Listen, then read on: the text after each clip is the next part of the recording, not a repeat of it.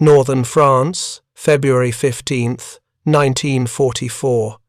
1300 hours. Oberleutnant Hans-Werner Lersch watched 8 Republic P-47 Thunderbolts approaching from the west at 23,000 feet, their contrails stretching across the winter sky like white fingers reaching toward his Messerschmitt Bf 109 G6.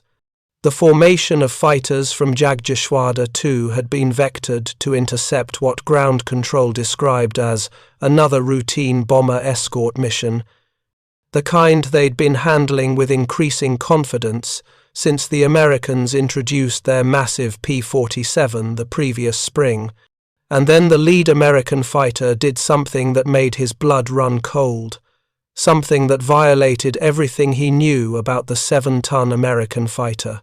Something that would mark this day as the moment the Luftwaffe realized their comfortable advantage had vanished. The Thunderbolt climbing, not wallowing, not struggling, climbing at an angle that should have been impossible for the massive American fighter, its Pratt & Whitney R2800 double wasp engine screaming with a sound he'd never heard before, a howling that spoke of unleashed power, accompanied by thin wisps of what looked like steam trailing from the exhaust stacks. Lersch knew in that instant that something fundamental had changed in the air war over Europe. For nearly a year, Luftwaffe pilots had developed a standard escape tactic against the Thunderbolt: simply pull into a steep climb, knowing the American fighter couldn't follow. Watch the frustration as their heavy fighters wallowed and stalled, trying to match German climb rates. It had worked flawlessly, mission after mission, allowing German pilots to bounce American formations from above, make quick firing passes, then zoom climb away to safety while the Thunderbolts struggled to pursue. But now Lersch watched in disbelief as the lead Thunderbolt, marked with the distinctive checkerboard nose of the 78th Fighter Group, maintained its climb angle, matching his Messerschmitt meter for meter. The massive radial engine produced a different sound than he remembered, a deeper, more violent roar that sent ice through his veins. If you're enjoying this deep dive into the story, hit the subscribe button and let us know in the comments from where in the world you are watching from today. Major Wolfgang Falk, leading the second swarm of German fighters, had been flying combat missions since the Battle of Britain. He had faced Spitfires, Hurricanes, Soviet Yaks and La-GGs, American P-38 Lightnings and P-51 Mustangs. But the P-47 had always been predictable, a brute force bomber escort that could dive like a falling safe but climbed like a pregnant whale. German pilots had learned to exploit this weakness mercilessly, using their superior climb rate and maneuverability to bounce American formations, then escape vertically when the fighting turned dangerous. A tactic that had worked flawlessly for nearly a year, but as Falk watched his wingman pull into the standard escape climb with a P-47 latched onto his tail, matching the climb angle degree for degree, he realized their comfortable tactical advantage had somehow evaporated overnight. The American fighter maintained pursuit through maneuvers that should have left it stalled and vulnerable, the engine note changing to something almost supernatural. The transformation of the P-47 Thunderbolt hadn't happened overnight, though it seemed that way to the German pilots suddenly facing a radically different opponent. American engineers at Republic Aviation and Pratt & Whitney had been working frantically since late 1943 to address the fighter's well-known climb deficiency, installing a water methanol injection system designated ADI for anti-detonation injection that sprayed a 50-50 mixture of water and methanol directly into the supercharger. The system cooled the compressed air charge and prevented detonation, while allowing the R2859 engine to produce 2,800 horsepower instead of its normal 2,000, a 40% increase in power that transformed the aircraft's performance envelope. Combined with new Hamilton standard hydromatic paddle blade propellers with broad 13-foot 1-inch diameter blades that bit into the air with unprecedented efficiency, replacing the older narrow blade props that had limited the Thunderbolt's climb performance. The technical details would have fascinated German engineers had they known the full story. The ADI system injected the water-methanol mixture at a rate of approximately 6 gallons per minute directly into the eye of the General Electric C-23 turbo-supercharger. The water absorbed heat through evaporation, while the methanol, with its 110-octane rating, acted as an anti-detonant, allowing higher manifold pressures without the engine destroying itself. The mixture cooled the intake charge by 25 to 40 degrees Fahrenheit. The methanol's lower boiling point of 148.5 degrees meant it vaporized almost immediately, providing both charge cooling and additional fuel energy, allowing the engine to run at 70 inches of mercury manifold pressure instead of the normal 52 inches. The 56th Fighter Group at Boxted had been the first to receive the modifications in January 1944, with Lieutenant Colonel Francis Gabreski noting in his combat reports that German pilots who had previously escaped by climbing were suddenly finding Thunderbolts following them into steep climbs, maintaining pursuit angles that would have been impossible just weeks before. The water injection system allowed 5 minutes of war emergency power that turned what pilots called the jug into a climbing monster. Word spread quickly through the Rhine nation. Luftwaffe that something had changed with the American fighters, though initially many German pilots refused to believe the reports, assuming pilot error or exaggeration, until they experienced it themselves.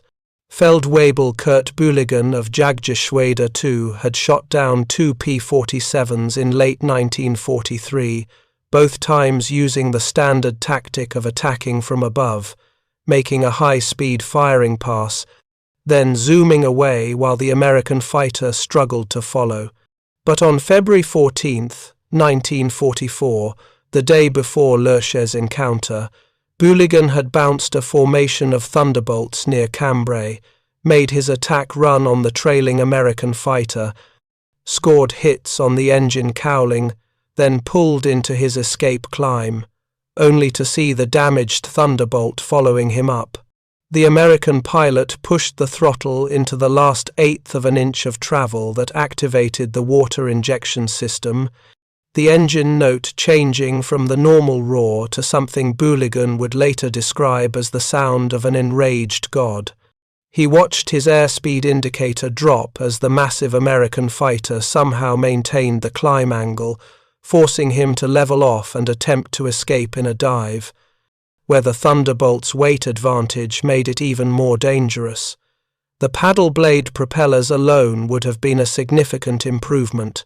Republic test pilot Lowry Brabham discovered during initial flights with the Hamilton standard hydromatic prop in December 1943 that the broader blades with their 13-foot diameter provided dramatically better thrust at all altitudes, particularly in climb where the older Curtiss electric props had been inefficient. The new blades added 400 feet per minute to the Thunderbolt's climb rate, even without water injection. But combined with the ADI system, the improvement was transformational, creating what was essentially a new aircraft wearing the familiar Thunderbolt shape. Hauptmann Heinz Baer of Jagdgeschwader I, one of the Luftwaffe's most successful aces with over 200 victories, encountered the upgraded Thunderbolts on February 23, 1944, while leading a swarm of Fokker-Wulf 4-198s on a bomber interception mission near Frankfurt. Watching as 4 P-47s from the 4th Fighter Group dove on his formation in the standard American attack pattern. When Baer ordered his pilots to break into climbing spirals, the traditional escape maneuver that had always left Thunderbolts behind, he was stunned to see the American fighters following them up, maintaining pursuit angles that would have been impossible just weeks earlier, forcing him to order his pilots to split up and escape individually, later writing in his combat report that the Americans had somehow given their heavy fighters the climb performance of a Messerschmitt. The transformation wasn't without problems initially. The first P-47 units to receive water injection in the European theatre experienced numerous failures when ground crews filled the ADI tanks with the wrong mixture, using 30% isopropyl alcohol instead of 50% methanol due to supply confusion, causing engines to detonate and fail during combat. This prompted Pratt & Whitney to send engineer Bill Kloss to England in February 1944 to solve the problems, discovering that many crew chiefs didn't understand the critical importance of the mixture ratio. That the methanol wasn't just antifreeze but a crucial component that provided both cooling and anti-detonant properties while adding energy to the combustion process.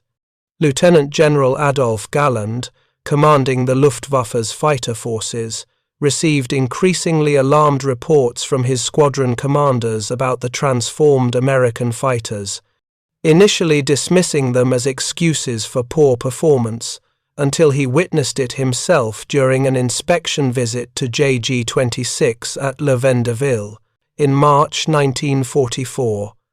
Watching a training demonstration where veteran pilots attempted to show younger pilots how to exploit the Thunderbolt's climb weakness, only to have the demonstration turn into an embarrassment when a patrolling P-47 squadron spotted them and gave chase. The American fighters followed the Messerschmitts into a steep climb that should have been impossible. Galland himself observed through binoculars as the massive American fighters maintained pursuit angles that defied everything German intelligence had reported about their capabilities. Major Günther Roll of JG-11, who would finish the war with 275 victories, encountered his first water-injected Thunderbolt on March 3, 1944, while attacking a formation of B-17 flying fortresses near Berlin. Diving through the bomber formation and expecting to escape the escort fighters by climbing away on the other side, a tactic that had worked countless times before. But as he pulled up from his attack run, a P-47 D-23 from the 359th Fighter Group stayed with him. The American pilot pushed his throttle into war emergency power, water-methanol mixture cooling the charge air while the engines screamed at 2,800 horsepower, forcing Roll to push his Messerschmitt into a desperate series of violent maneuvers to break free, using every trick learned in 4 years of combat to escape the suddenly predatory Thunderbolt. Roll was flying at 36,000 feet without cabin heating or pressurization, 10,000 feet above the Focke-Wulf 190s below him. He attacked and claimed a Thunderbolt, but his Staffel was then ambushed by more P-47s. Roll dived to escape, but his Bf-109 could not outdive the Thunderbolts, which were attacking line abreast, preventing him from turning left or right. Roll was near 620 miles per hour, but his aircraft was hit in the engine and radiator by pilots of the 56th Fighter Group. The veteran ace barely escaped, later admitting in his combat report that he had never seen any fighter, German, Soviet, British, or American, climb with such violent authority as the water-injected Thunderbolt. The psychological impact on German pilots was perhaps even greater than the tactical implications. The comfortable superiority they'd enjoyed over the Thunderbolt evaporated literally overnight. Pilots who had treated P-47s as easy prey suddenly found themselves pursued by fighters that could match them in climb, still outdive them dramatically, and absorb tremendous damage while delivering devastating firepower from 850 caliber machine guns. The transformation coincided with the arrival of more experienced American pilots who had learned to maximize their aircraft's strengths, creating a perfect storm that shifted the balance of air superiority over Europe. Oberfeldwebel Hermann Graf of JG-52 transferred from the Eastern Front, where he'd scored over 200 victories against Soviet aircraft, arrived in France in February 1944, expecting the Western Front to be equally productive. But his first encounter with upgraded Thunderbolts on February 28 nearly ended in disaster. He bounced what he thought was a vulnerable P-47 straggling behind its formation, only to have the American pilot slam his throttle forward into water injection.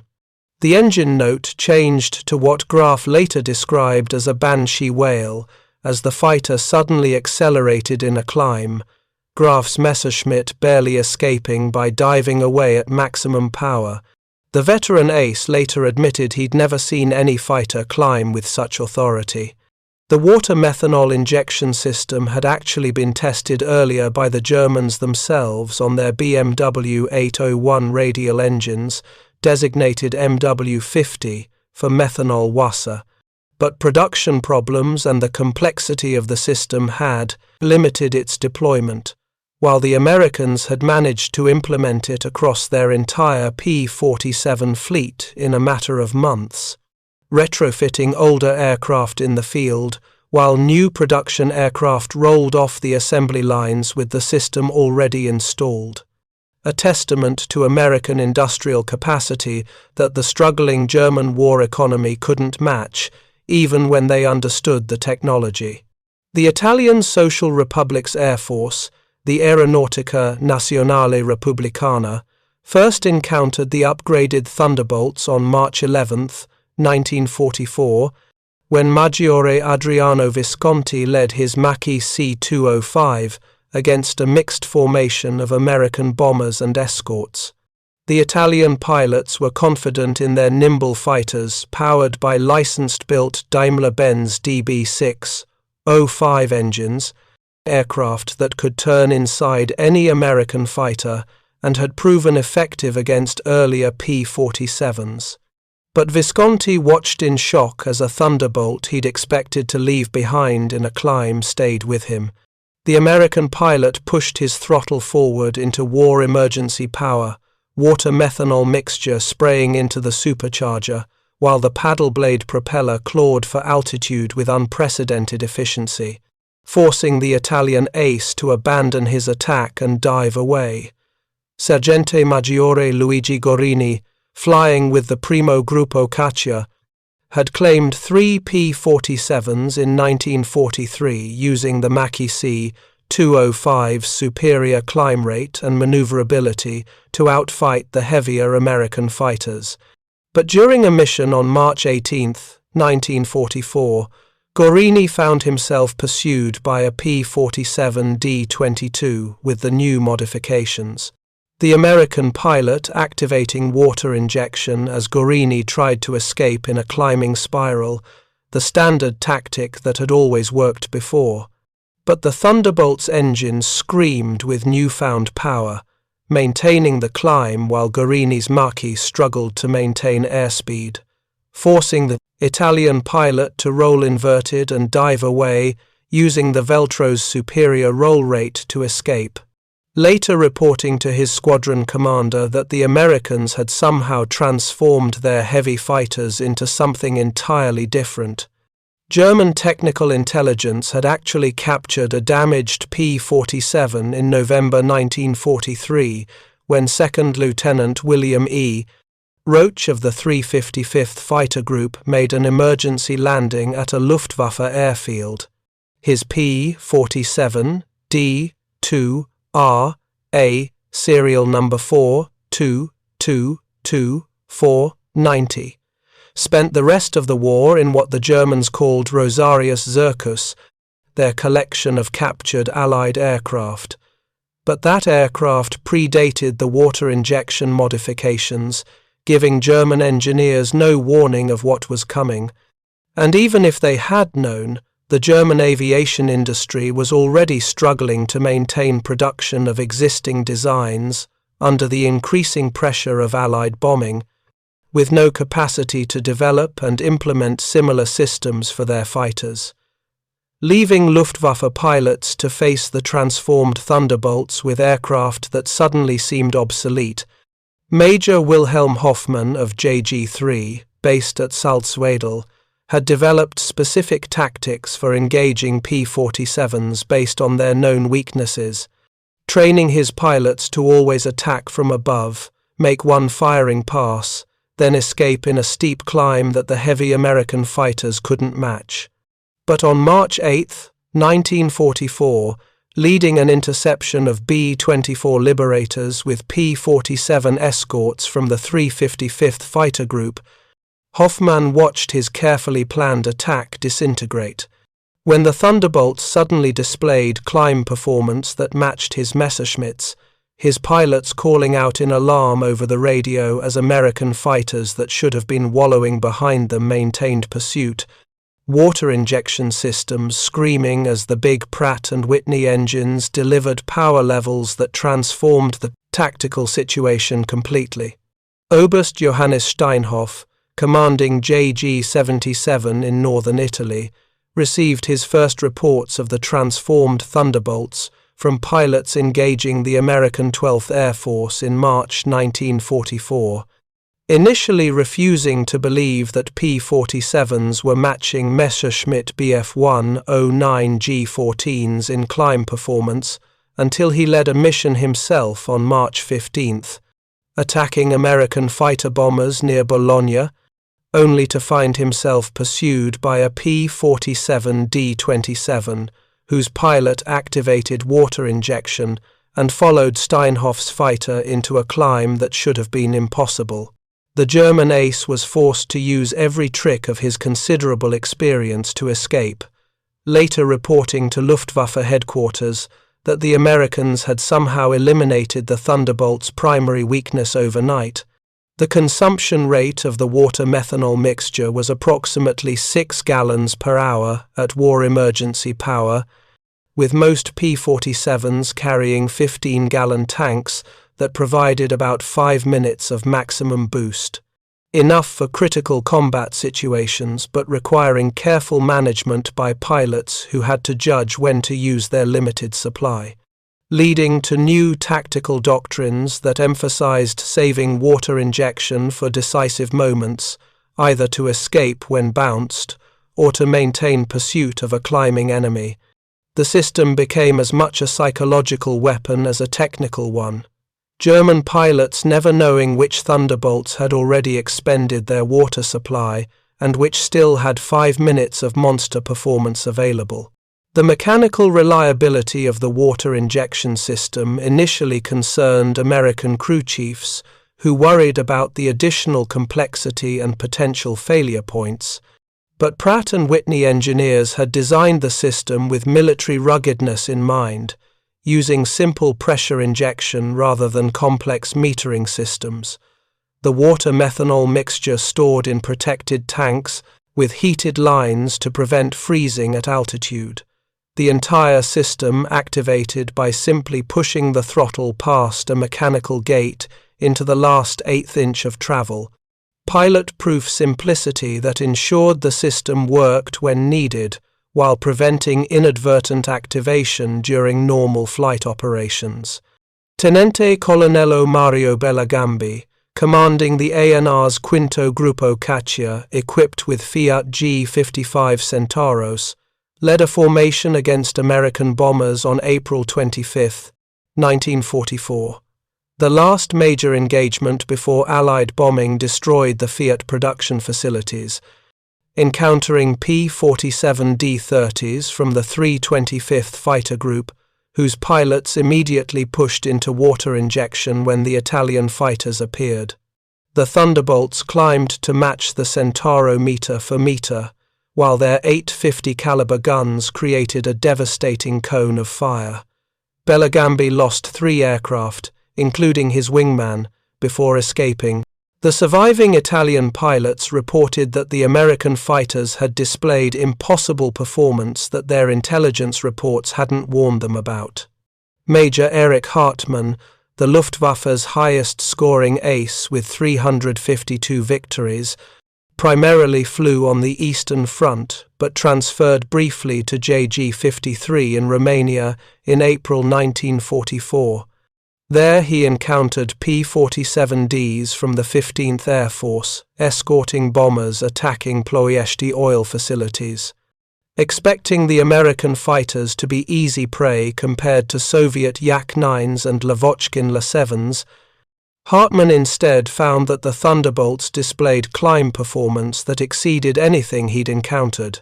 One particular P-47D-28 pursued his Messerschmitt through a series of vertical maneuvers that should have been impossible for the heavy American fighter.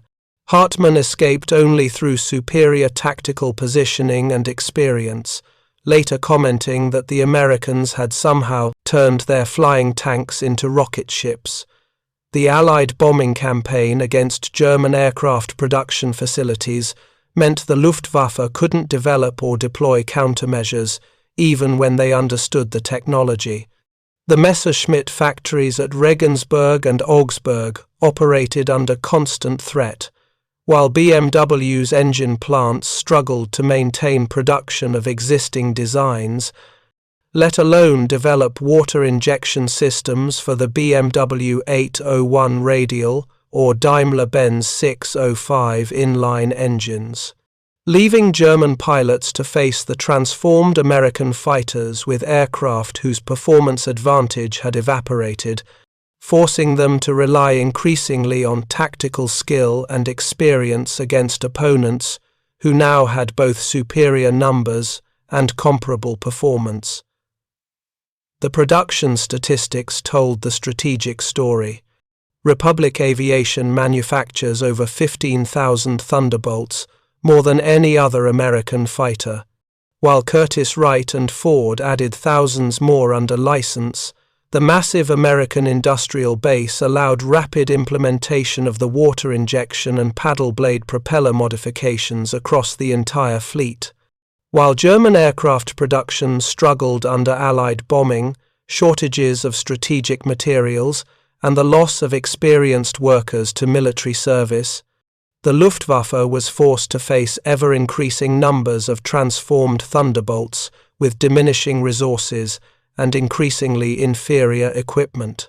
The story reached its climax in the final months of the war when German pilots flying the ultimate variants of their fighters, Bf-109K4s, with DB605D engines, producing 2,000 horsepower, full 190D9s with Junkers Jumo 213A engines, and even TAR 152H high-altitude fighters found themselves unable to establish superiority over Thunderbolts that had been transformed from sluggish bomber escorts into apex predators.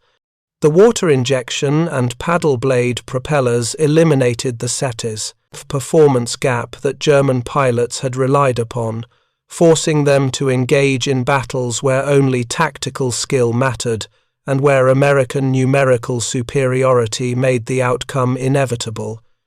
Hauptmann Herbert Ihlefeld, commanding 1st Gruppe of Jagdgeschwader 11, led one of the last major Luftwaffe fighter operations against American bombers on March 18, 1945, assembling every available Messerschmitt and Focke-Wulf for a maximum effort against B-17s attacking Berlin, encountering P-47Ds from the 56th Fighter Group, whose pilots had been using water injection for over a year. Masters of the transformed Thunderbolt's capabilities, watching helplessly as American fighters that should have been vulnerable in climb pursued his fighters through every escape maneuver. The water injection systems allowed them to maintain pursuit angles that would have been impossible just 18 months earlier. Ihlefeld lost 6 aircraft without shooting down a single bomber, the mission marking the effective end of organized Luftwaffe resistance. Oberleutnant Walter Nowotny, commanding Commando Novotny, equipped with the revolutionary Mi-262 jet fighter, observed Thunderbolts operating over his airfield at Akhma in November 1944, noting that even his jet fighters had to respect the transformed American aircraft. Their water injection systems allowed them to accelerate in climbs that could catch an Mi-262 pilot who made the mistake of climbing away at insufficient speed. Novotny himself nearly being caught by a P-47 D-30 whose pilot activated water injection and briefly maintained pursuit of the jet fighter, the German ace escaping only because the Thunderbolt's 5-minute water supply exhausted before he could close to firing range. The water injection system's effect on engine wear was surprisingly minimal. Despite initial concerns that the additional power would drastically reduce engine life, Pratt & Whitney discovered that the water-methanol mixture actually reduced peak combustion temperatures despite the higher power output. The cooling effect protects valves and pistons from the heat damage that would normally occur at such power levels, allowing combat operations at 2,800 horsepower with acceptable reliability, though crew chiefs were instructed to carefully monitor engines that had used water injection extensively, checking for any signs of detonation damage or bearing wear. The legacy of the transformation extended beyond just combat statistics, fundamentally changing how military aviation approached performance enhancement, demonstrating that relatively simple modifications could dramatically alter an aircraft's capabilities. The water-methanol injection system proved that chemical intercooling could provide performance gains equivalent to major engine redesigns, while the paddle blade propeller showed the importance of matching propeller design to specific performance requirements rather than accepting compromised solutions, lessons that would influence military aircraft development for decades after the war ended. In the final analysis, the transformation of the P-47 Thunderbolt through water injection and paddle blade propellers represented more than just a technical achievement. It marked a turning point in the air war, where American industrial capacity and engineering innovation overcame Axis technical superiority. The moment when quantity achieved quality through systematic improvement, when the Luftwaffe's carefully developed tactics suddenly became obsolete, when German pilots realized that their comfortable advantage had vanished in a cloud of water-methanol vapor and the scream of 2,800 horsepower. The sleeping giant of American air power had awakened with a vengeance that would sweep the Axis from the skies. Major Giovanni Bonetti of the ANR's Terzo Gruppo Caccia, one of the few Italian units to receive Messerschmitt Bf-109 G10s from Germany, engaged P-47Ds near Milan on April 26, 1944, the day after Mussolini's execution and 2 days before the German surrender in Italy, leading 4 fighters in what would be one of the last Axis fighter missions in the Mediterranean theater. Encountering Thunderbolts from the 57th Fighter Group, whose pilots immediately went to water injection when the Messerschmitts appeared, the American fighters displayed climb performance that Bonetti couldn't believe. His German-supplied fighter was unable to escape despite its excellent performance, saved only by the intervention of German flak batteries that forced the American pilots to break off their pursuit. The technological revolution represented by water injection and paddle blade propellers reflected a fundamental difference in industrial capability and engineering philosophy. The Americans were able to identify a weakness, develop a solution, and implement it across thousands of aircraft in a matter of months, while the Axis powers struggled to maintain production of existing designs. Their engineers understood the technology but lacked the resources to implement it, their pilots forced to face transformed opponents with aircraft that suddenly seemed obsolete. The balance of technical superiority shifted decisively to the Allies, just as the air war reached its climactic phase. Captain Robert S. Johnson of the 56th Fighter Group, who would finish the war as one of the leading American aces in Europe with 27 victories, flew a specially prepared P-47 D5 nicknamed Lucky that his crew chief, Pappy Gould, had modified with assistance from factory technical representatives. They sanded every joint smooth, waxed it to a high gloss, and adjusted the wastegates to keep boost pressure higher than normal. Johnson's aircraft had water injection, and though he claimed he never used it in combat because he didn't need it, from time to time he would switch it on for the thrill of it. Pushing the throttle up to 72 inches of manifold pressure, feeling the headrest smack him from behind as the big fighter surged forward with impossible power. He would let it run for a few minutes, watching the airspeed indicator climb past 300 miles per hour, indicated at 32,000 feet. Almost 470 miles per hour true airspeed, with the B-Series R2800 engine. Performance that beat the official specifications by nearly 60 miles per hour. Performance that German pilots simply couldn't match or escape.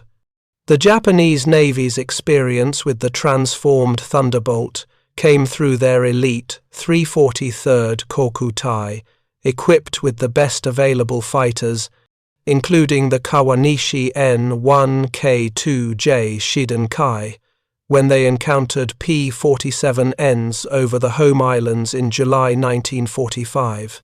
Lieutenant Commander Minoru Genda led 12 fighters against what he expected to be lumbering American escorts, only to find the Thunderbolts displaying performance that exceeded intelligence reports.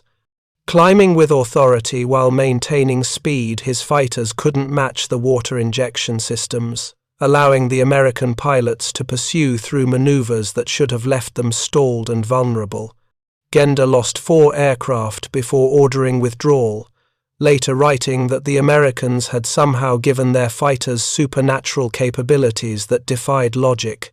Colonel Yasuhiko Kuroe, commanding the 47th Sentai equipped with Nakajima Ki 44 Shoki interceptors, led the defense of Tokyo against B-29 raids in early 1945, occasionally encountering P-47N escorts from Iwo Jima. The ultimate Thunderbolt variant with increased fuel capacity for the long Pacific distances, watching as these massive American fighters displayed performance that exceeded his specialized interceptors. Climbing to altitudes where the Ki-44's engine struggled, while the turbo-supercharged R2800 with water injection maintained full power. Kuro reported to Imperial General Headquarters that the Americans had created a fighter that defied conventional limitations, able to escort bombers for thousands of miles, then engage in high-performance combat at any altitude. Lieutenant Yoshio Yoshida of the Imperial Japanese Army Air Force's 64th Sentai, flying a Kawasaki Ki-61 Heian powered by a liquid-cooled engine similar to the German DB601, encountered upgraded P-47s over Formosa in January 1945. The ultimate development of the Thunderbolt with a longer wing, more fuel capacity, and the full water injection system producing 2,800 horsepower. Watching as what he'd been told was a sluggish American fighter suddenly displayed performance that exceeded anything in the Japanese inventory, climbing with authority while maintaining speed that his Ki-61 couldn't match.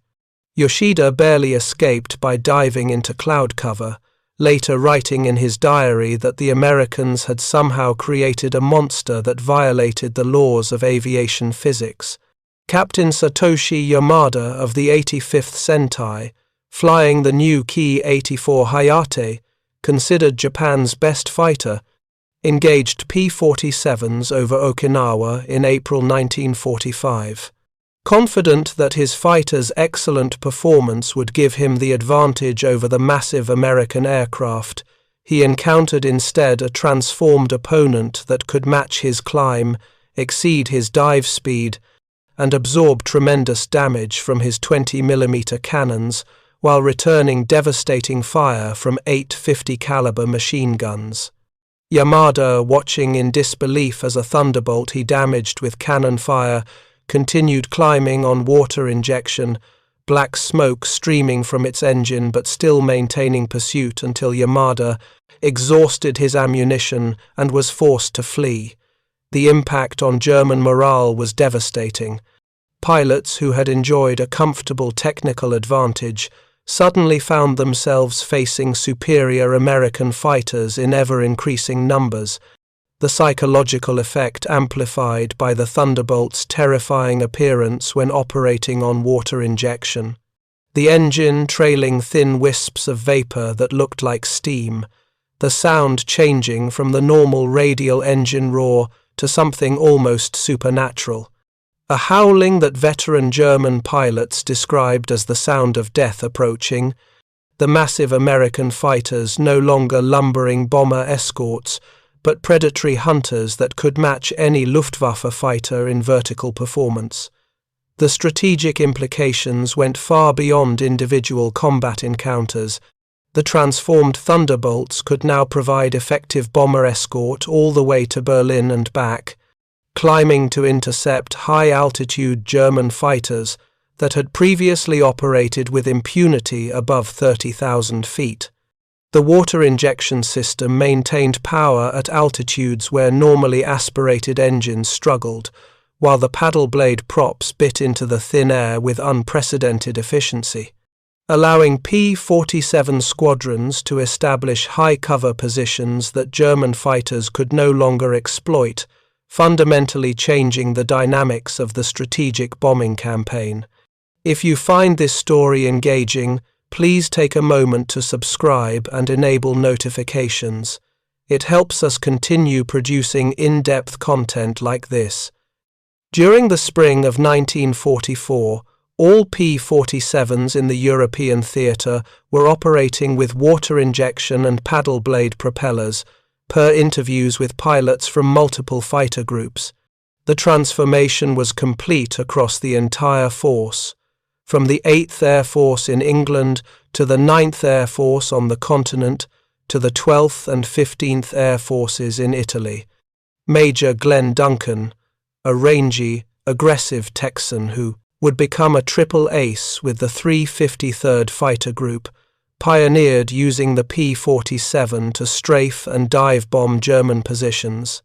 In March 1944, Duncan persuaded commanders to authorize an operational evaluation of the P-47 as a fast, low-level strafer, demonstrating that the aircraft's robust construction and powerful engine made it ideal for ground attack missions. The water injection system provided the acceleration needed to escape heavy flak concentrations, while the paddle blade propellers gave the climb performance to rapidly gain altitude after low-level attacks. The captured German pilot was cocky and boastful. He had just parachuted into the American airfield at Y-34, a few miles from Metz, France, now lit up by fires of burning Republic P-47 Thunderbolts, a sprinkling of bright torches amid the grey January gloom and the dirty white snow. It was January 1st, 1945, and the Luftwaffe had just launched a surprise morning air attack on the base operated by the 365th Fighter Group, the Hellhawks. Operation Bodenplatte, or baseplate, was the Luftwaffe's desperate attempt to gain air superiority during the Battle of the Bulge by destroying Allied aircraft on the ground. Nearly 1,000 German fighters and bombers struck Allied airfields across the Low Countries and France, destroying almost 500 Allied airplanes in the largest Luftwaffe operation since D-Day. But the operation failed to achieve its objective. Even with hundreds of aircraft destroyed on the ground, American industrial capacity simply replaced them within days. More critically, the Luftwaffe lost irreplaceable pilots, experienced aviators who could never be replaced. The transformation of the P-47 meant that even when German pilots achieved surprise, even when they caught American fighters on the ground, the aircraft that survived and got airborne could pursue and destroy them with unprecedented effectiveness.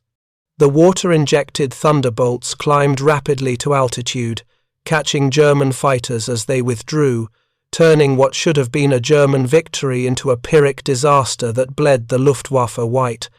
The P-47M was the faster production version of the Thunderbolt, achieving that speed by using the Pratt & Whitney R2857 engine with the CH-5 turbo-supercharger. At full boost, this engine could provide 2,800 horsepower, giving the P-47M a top speed of 473 miles per hour at 32,000 feet, an improvement of 50 miles per hour over the P-47D.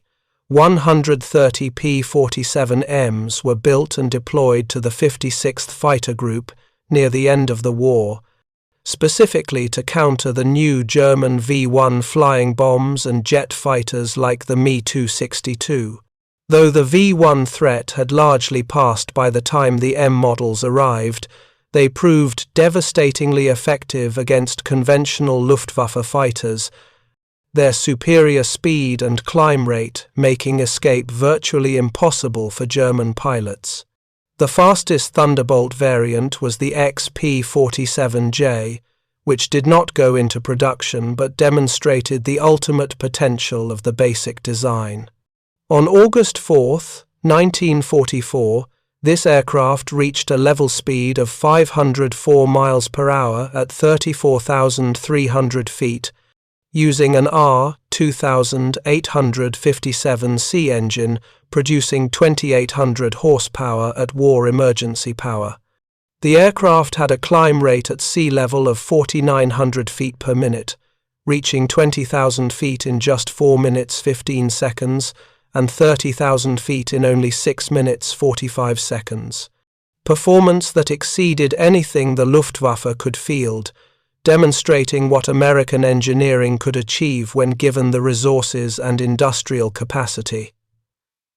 Production plans for the XP-47J were shelved in favor of another development, the Republic XP-72, and the new generation of jet fighters being developed. But the J model proved that the basic Thunderbolt design, when pushed to its limits, could match or exceed the performance of any piston-engine fighter in the world. Lieutenant Colonel Hubert Zemke, commanding the 56th Fighter Group, experimented with new tactics to maximize the water-injected Thunderbolt's capabilities. The Zemke fan, in which independent flights scattered in front of bomber formations to cover as much sky as possible, maximizing the chance of intercepting German fighters before they could reach the bombers. The tactic worked because the transformed Thunderbolts could now engage German fighters at any altitude and in any maneuver, the water injection giving them the climb performance to pursue vertically, the paddle blade props giving them the acceleration to close quickly, and the robust airframe allowing them to absorb battle damage and continue fighting.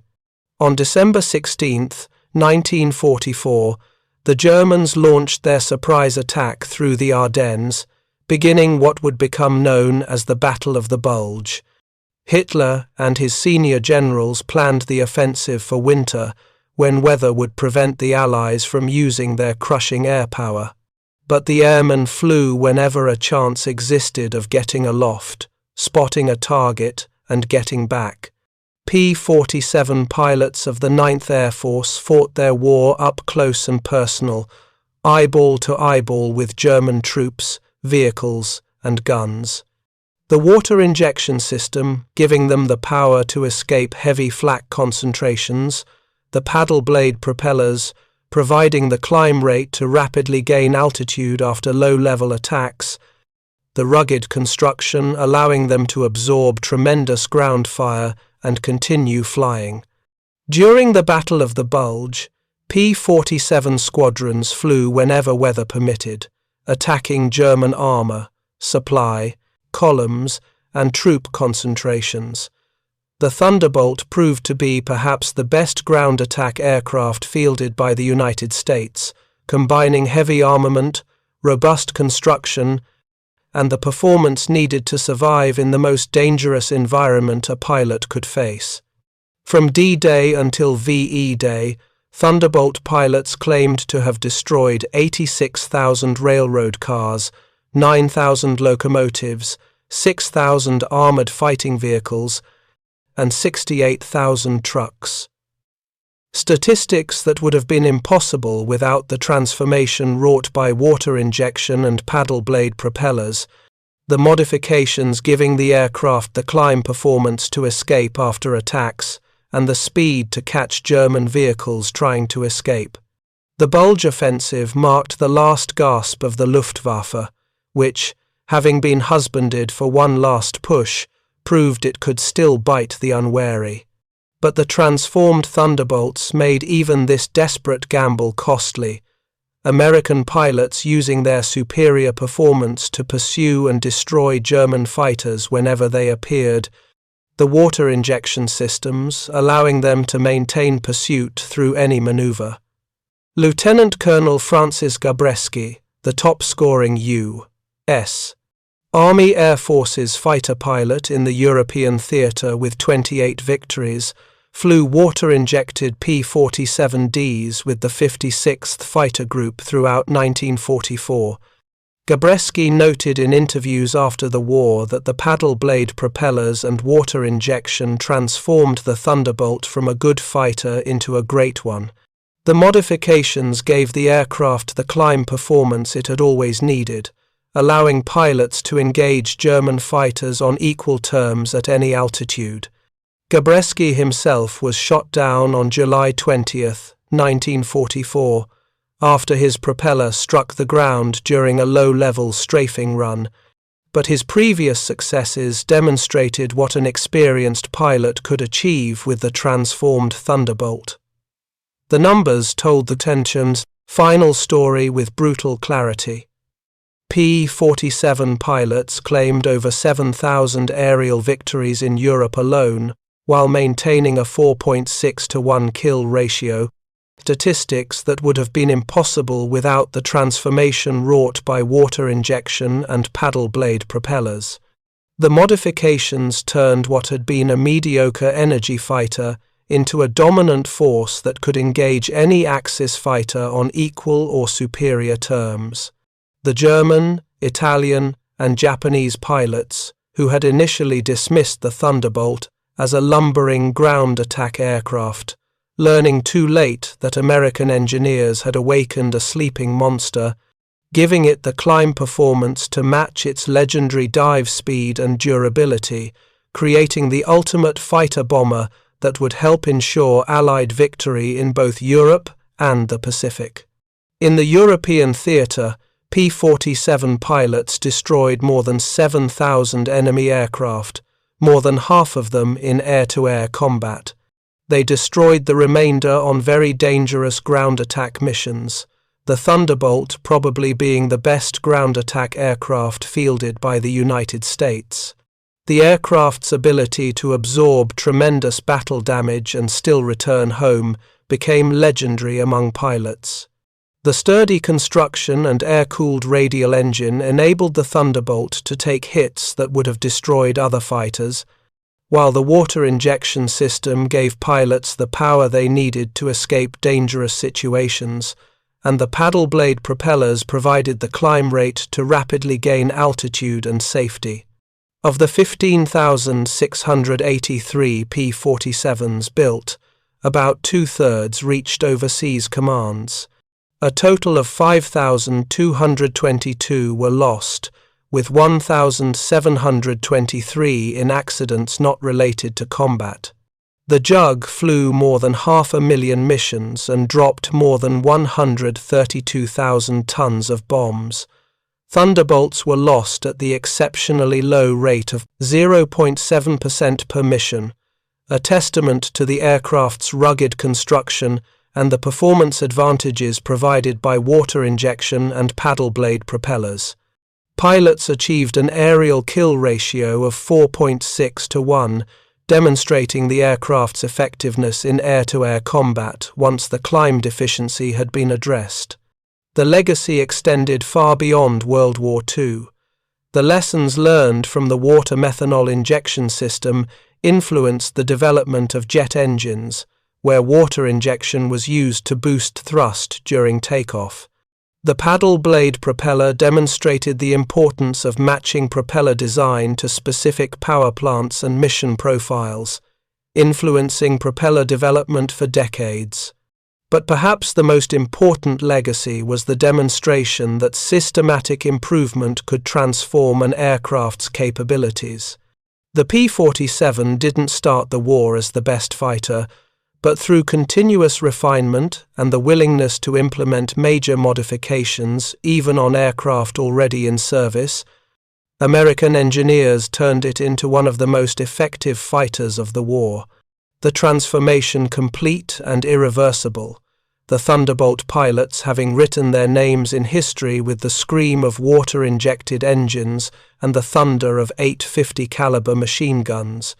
The aircraft that German pilots had once dismissed as too heavy to be dangerous became the fighter they feared most, the lumbering bomber escort becoming the apex predator that swept the Luftwaffe from the skies. For the German pilots who faced these transformed Thunderbolts in the final year of the war, the experience was psychologically devastating. They had been trained to exploit specific weaknesses in American fighters, tactics that had worked for years suddenly becoming death traps. The comfortable climb advantage that allowed them to escape at will vanished overnight, replaced by the terrifying reality of American fighters that could follow them anywhere. Hauptmann Heinz Baer, who survived the war with over 200 victories, later admitted in interviews that the transformed P-47s changed everything. The Germans had always known the Thunderbolt was rugged and heavily armed, but those advantages had been offset by poor climb performance. Once the Americans fixed that single deficiency, the Thunderbolt became one of the most dangerous opponents in the sky. Major Günther Rahl, who also survived the war, echoed these sentiments. In his memoirs, he described the shock of discovering that Thunderbolts could now follow Messerschmitts in a climb, the moment when he realized that German technical superiority had evaporated. The psychological impact was as devastating as the tactical implications. German pilots losing confidence in their ability to escape when missions went wrong. This loss of confidence rippled through the Luftwaffe, contributing to the collapse of German air power in the final year of the war. Pilots who had once pressed attacks knowing they could escape if necessary, now hesitated, the hesitation often proving fatal. The transformation of the P-47 didn't just change the aircraft's performance envelope, it changed the entire dynamic of air combat over Europe. The industrial statistics underscored the magnitude of the American achievement. Republic Aviation's production facilities at Farmingdale, New York, and Evansville, Indiana, churned out Thunderbolts at an ever-increasing rate, with water injection and paddle blade propellers becoming standard equipment on all aircraft by early 1944. The modifications required relatively minor changes to the production line, demonstrating the value of good initial design that left room for improvement. Meanwhile, German aircraft production struggled under the weight of Allied bombing, material shortages, and increasingly desperate attempts to develop wonder weapons that might turn the tide. The Messerschmitt and Focke-Wulf factories operated under constant threat, workers laboring in dispersed facilities and underground factories, quality control suffering as experienced workers were drafted into the military. The Germans understood the technology behind water injection, had even experimented with it before the Americans implemented it, but lacked the industrial capacity and resources to deploy it widely. Their MW50 system worked, but production problems and the complexity of implementation limited its use, while the Americans equipped thousands of fighters in a matter of months. This industrial disparity, more than any other factor, determined the outcome of the air war. The Americans could identify a problem, develop a solution, test it, refine it, and implement it across an entire fleet of aircraft, while German engineers were still writing reports and requesting resources that would never arrive. The transformation of the P-47 Thunderbolt through water methanol injection and paddle blade propellers stands as one of the great engineering achievements of World War II. Not because it represented breakthrough technology, both components were relatively straightforward implementations of known principles, but because it demonstrated the power of systematic improvement and the advantages of overwhelming industrial capacity. The Germans had better individual pilots, better tactics developed over years of combat experience, and in some cases better aircraft designs. But they couldn't match American industrial production, couldn't implement improvements across their entire fleet, couldn't replace losses quickly enough to maintain numerical parity. The transformed Thunderbolt became the symbol of this industrial advantage, the aircraft that showed what American engineering could achieve when given the resources and freedom to implement improvements.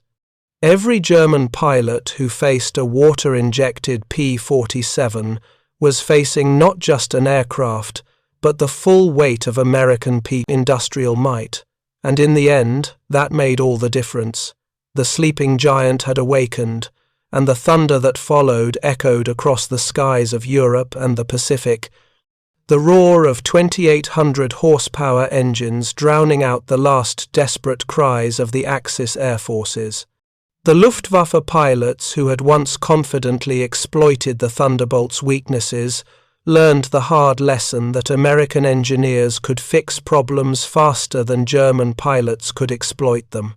The transformation was complete, irreversible, and ultimately decisive. The P-47 Thunderbolt, once dismissed as too heavy, too sluggish, too limited in climb performance, had become the fighter that swept the Axis from the skies.